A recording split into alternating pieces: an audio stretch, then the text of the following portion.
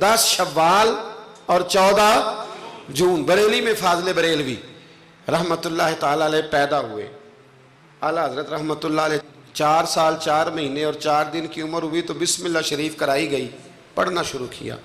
6.5 साल की उम्र थी तो मिंबर पर बैठकर नबी पाक का मिलाद बयान करना शुरू कर दिया। 13 साल की उम्र में आला हजरत ने तमाम उलूम हासिल कर लिए थे। 13 और तकरीबन 13.5 साल और 13.25 साल की इल्म में एक होता है तकरीर करना और होता है एक होता है फतवा लिखना।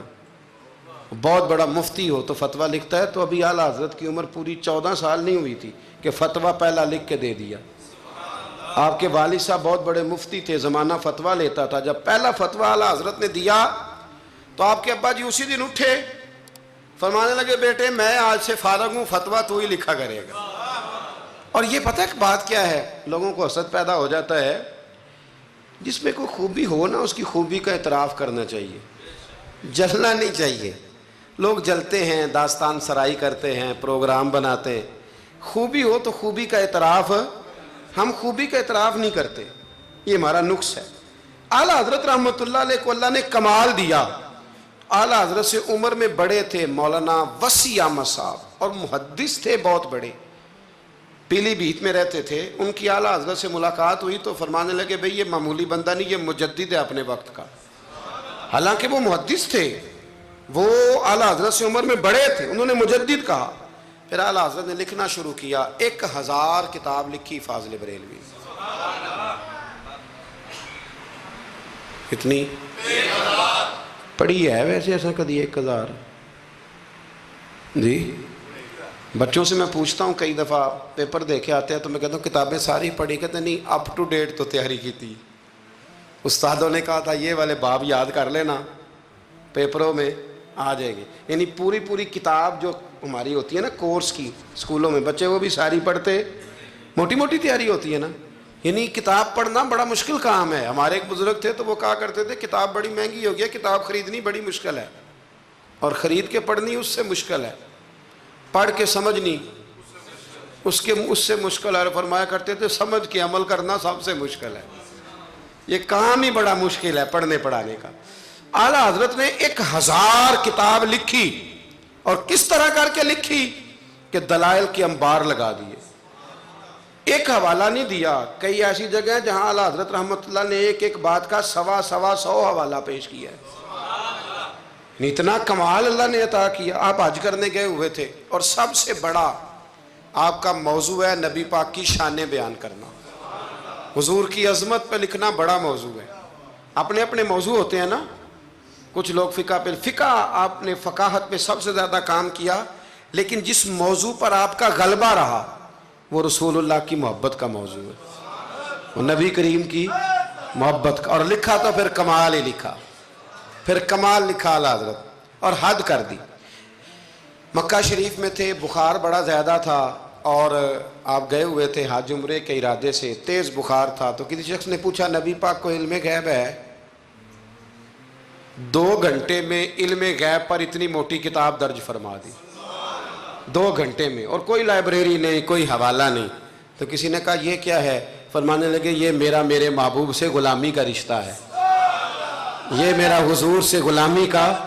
तुम पूछते जाओ, मैं हुजूर की शानें बताता जाऊँगा, मैं नबी पाक के तज़किरे करता जाऊँ। और फिर तारीफ़ें किस किस की? हुजूर की औलाद की, असहाब की, नबी पाक के ग़ुलामों की, वलियों की, सूफिया की।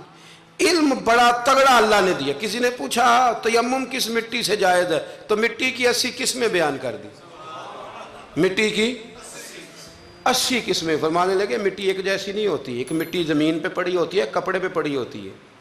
कपड़े एक जैसे नहीं होते, एक सूती होता है, एक रेशमी होता है। एक के अंदर मिट्टी जज़ब होती है, एक में जज़ब नहीं होती है। एक से धोने से जल्दी निकल जाती है, एक से जल्दी नहीं निकलती। 80 किस्में बता के फरमाया इससे हो जाता है, इससे नहीं होता, इससे हो जाता है, इससे। और जवाब बड़े शानदार देते थे। एक बंदे ने एक दफ़ा पूछा जी फ़र्द का दर्जा ज़्यादा कि सुन्नत का? फरमाने लगे फ़र्ज़ का। तो कहने लगे भाई सीधा मुंह धोया करें।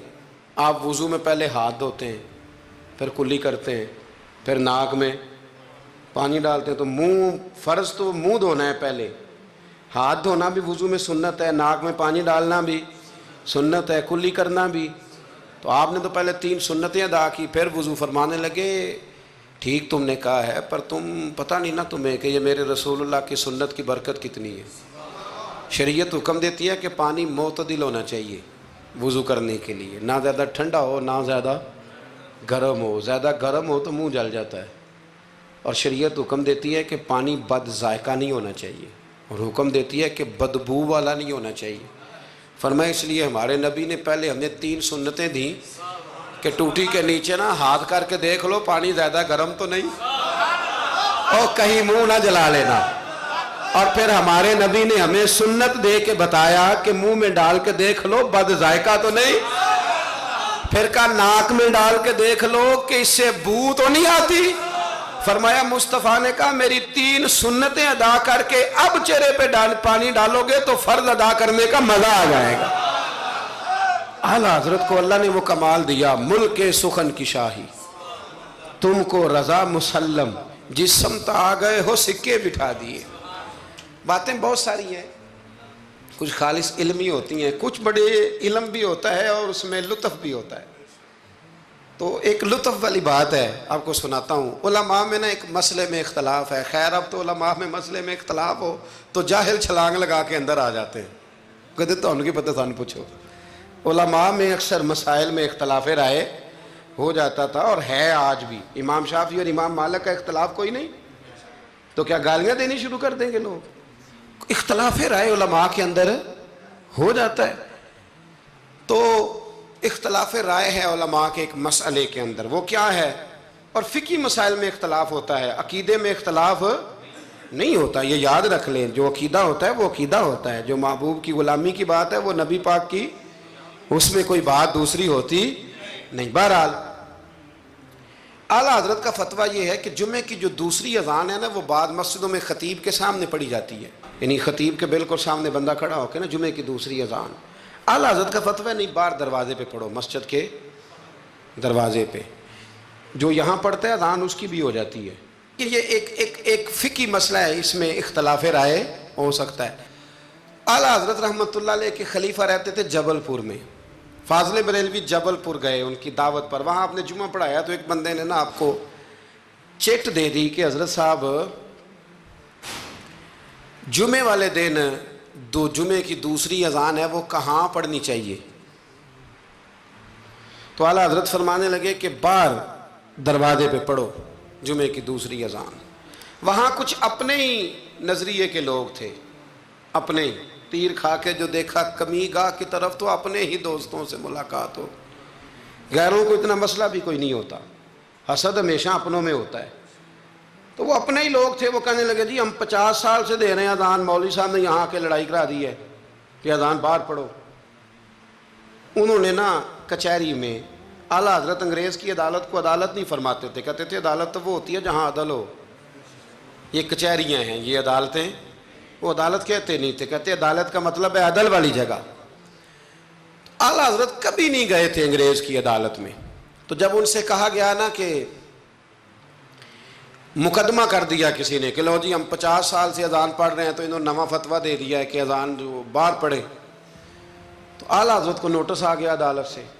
آپ کبھی جایا نہیں کرتے تھے. اتفاق کی بات، وہ جو آواز دینے والا تھا نا، جو آواز دیتا تھا فلاں بن فلاں حاضر، وہ اعلیٰ حضرت کا مرید تھا.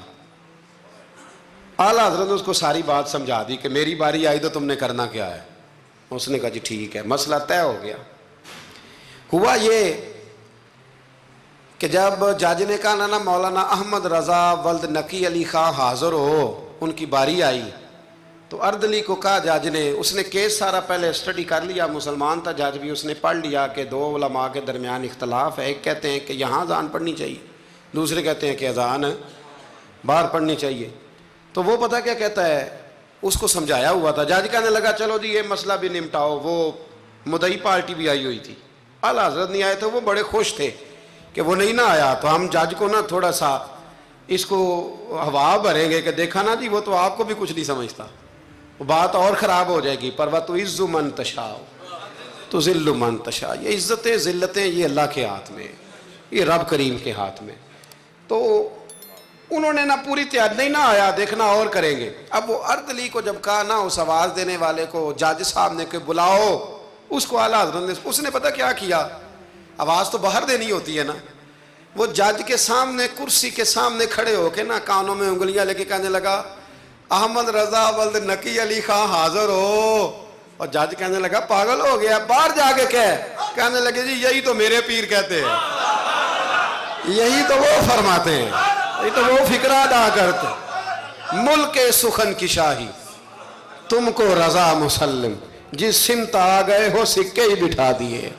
فرمایا جی یہی تو وہ کہتے ہیں، وہ کہتے ہیں مولوی تو آیا بیٹھا جمعہ پڑھانے کے لیے، اس کو اذان کیوں سناتا ہے، باہر سنا تاکہ جو رہ گیا وہ بھی آ جائے.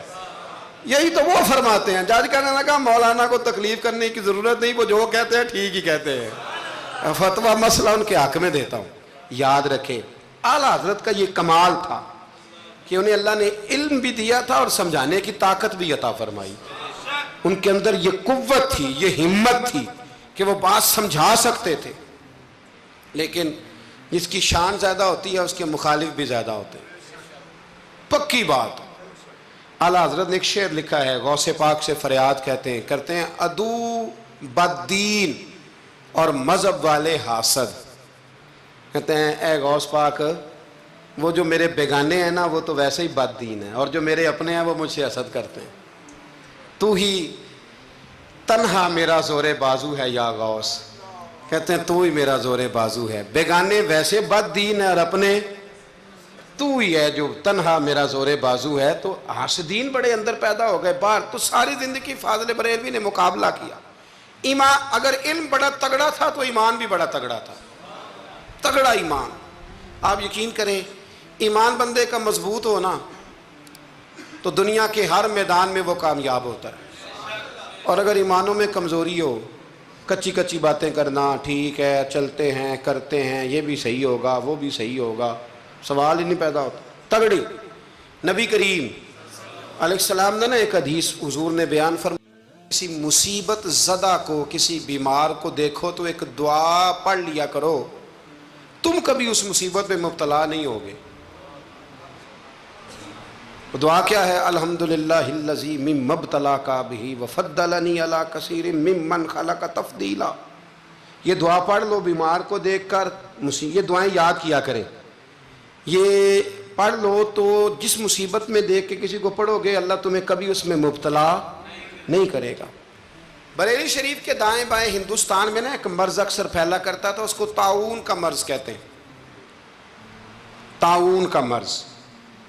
وہ نا گلٹیاں نکلتی ہیں انسان کے وجود پر، تو اتنا سخت ہوتا تھا کہ لوگ مر جاتے تھے. اللہ تعالیٰ معاف کرے. بعض لوگ کہتے ہیں یہ ٹیومر ہوتا ہے نا کینسر کی گلٹیاں، یہ بھی شاید اسی کا تسلسل ہے، اور اس زمانے میں شاید اس کا نام لوگوں نے یہ رکھ دیا. بڑا سخت مرض تھا. تو اعلیٰ حضرت کے سامنے 2-3 مریض آئے تو آپ نے یہ دعا پڑھ لی. ایک دعوت کسی نے اعلیٰ حضرت کی پکائی تو آپ کو نا چونکہ معدے میں بڑی تکلیف تھی، آپ کو پتہ ہے معدے میں گرمی بہت زیادہ ہو تو منہ پک جاتا ہے. طبیب کہا کرتے تھے کہ منہ کے چھالے بہت تیزابیت ہو، کوئی ایسی چیز کھا لیں تو اس سے نا. آپ ایک دعوت پہ گئے تو میزبان نے نا گائے کے گوشت کے کباب بنائے ہوئے تھے، 7 پوڑیاں تھیں.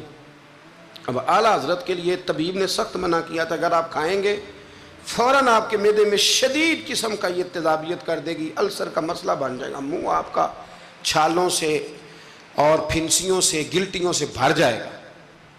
اب جب وہاں پہنچے تو اس نے یہ پکا کے رکھا تھا. اب یہ جو دیندار لوگ ہوتے ہیں نا ان بیچاروں کے بڑے مسئلے ہوتے ہیں، بڑے مسئلے.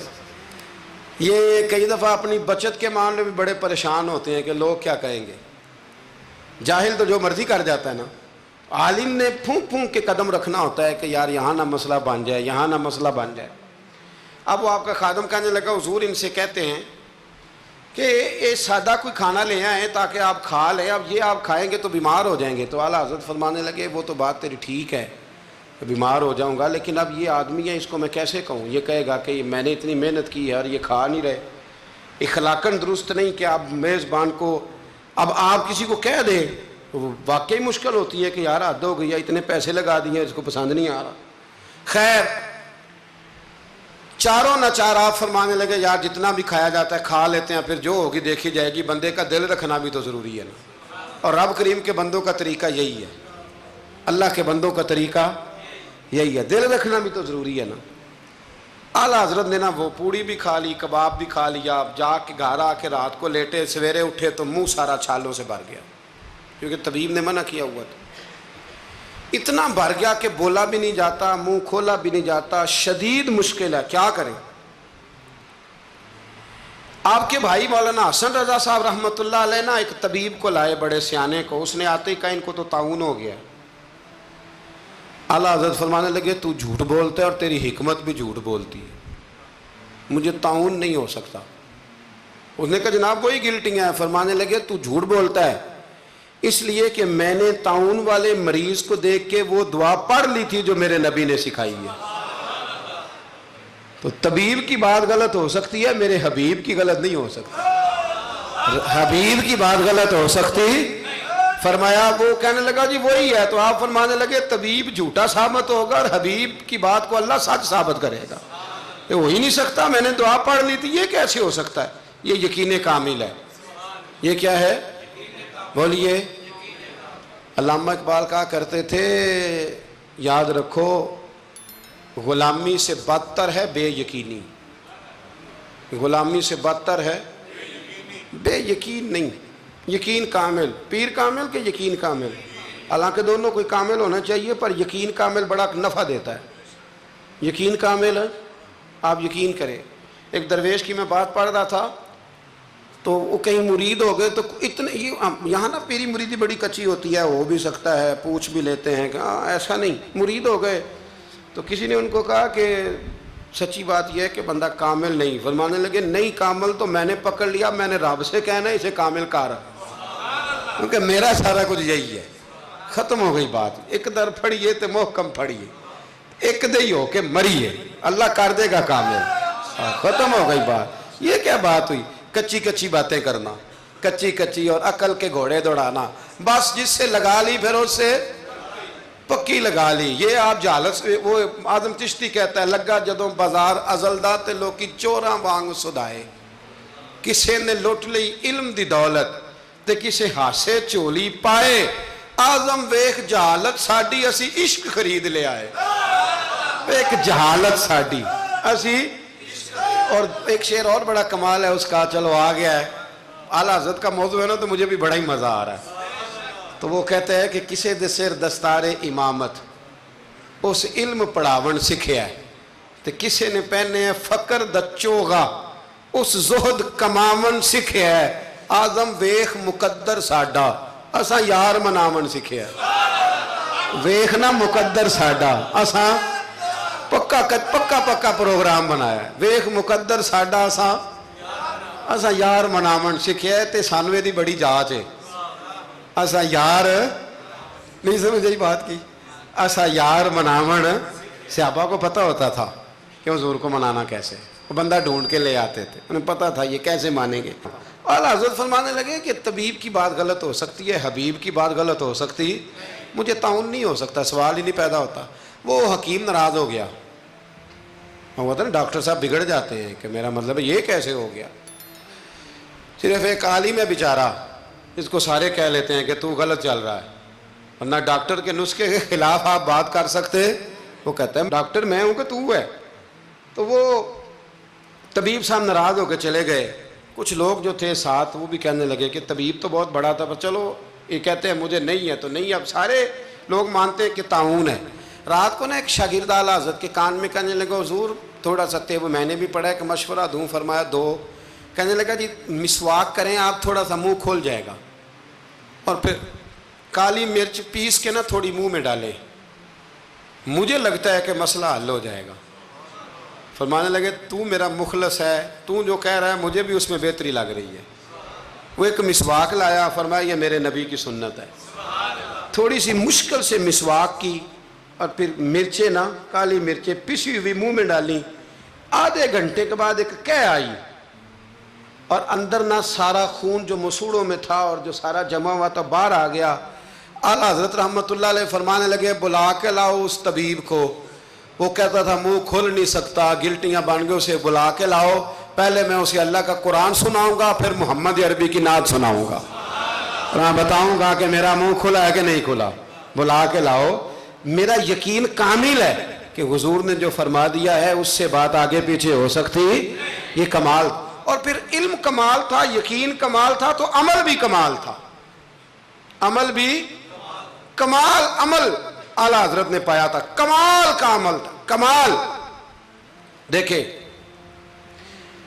ایک دفعہ نا آپ نا سفر کرتے تھے نا، جب اس وقت ٹرین پہ سفر زیادہ ہوتا تھا، آج بھی ہندوستان کے لوگ ٹرین پہ سفر کرنا پسند کرتے ہیں، میں نے بھی وہاں ٹرین پہ سفر کیا ہے، تو ٹرین بیفور ٹائم آ جاتی ہے، وقت سے پہلے اسٹیشن پہ ٹرین ہوتی ہے، مزہ آتا ہے ٹرین پہ سفر کرنے۔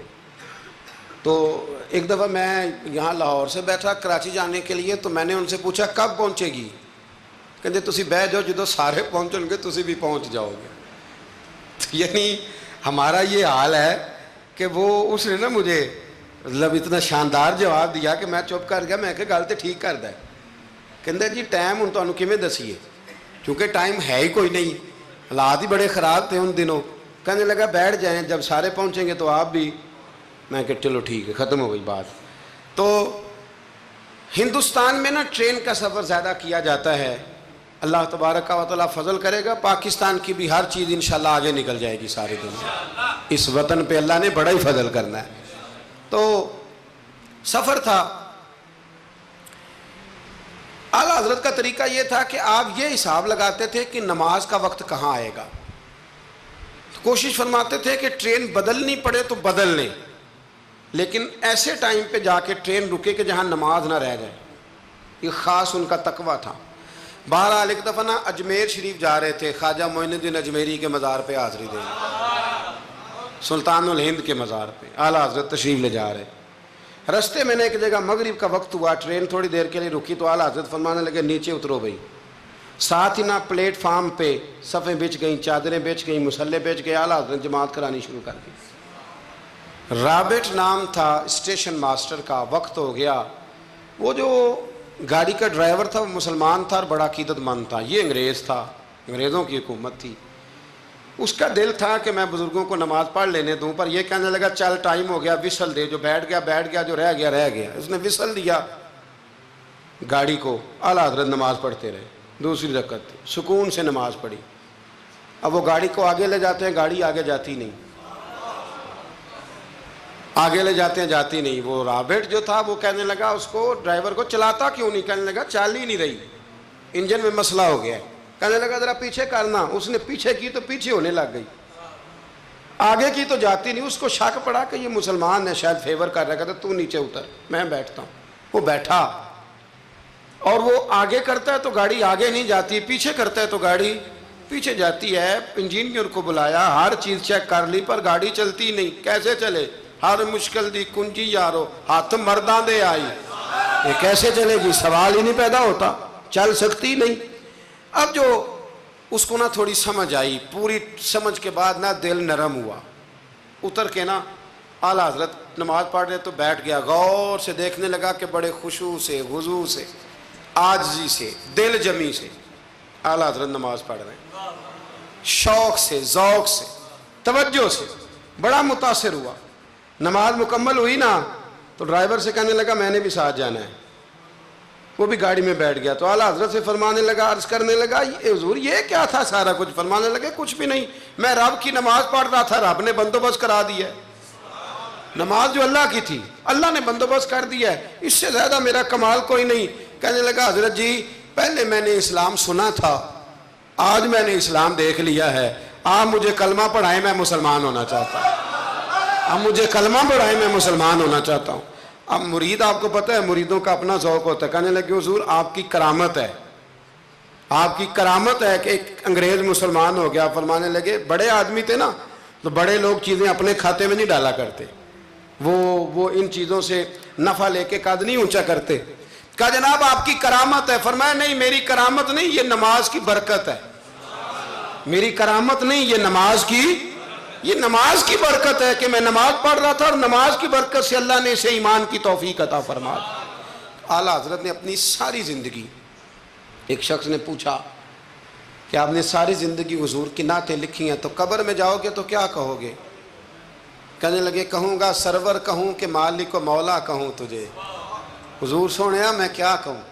سرور کہوں کہ مالک و مولا کہوں تجھے، باغ خلیل کا گلے زیبا کہوں تجھے، تیرے تو وصف عیب تناہی سے ہیں بری، حیراں ہوں میرے شاہ میں کیا کیا کہوں تجھے، حیراں ہوں میرے شاہ میں کیا کیا کہوں تجھے، لیکن رضا نے ختم سخن اس پہ کر دیا، خالق کا بندہ خلق کا آقا کہوں تجھے۔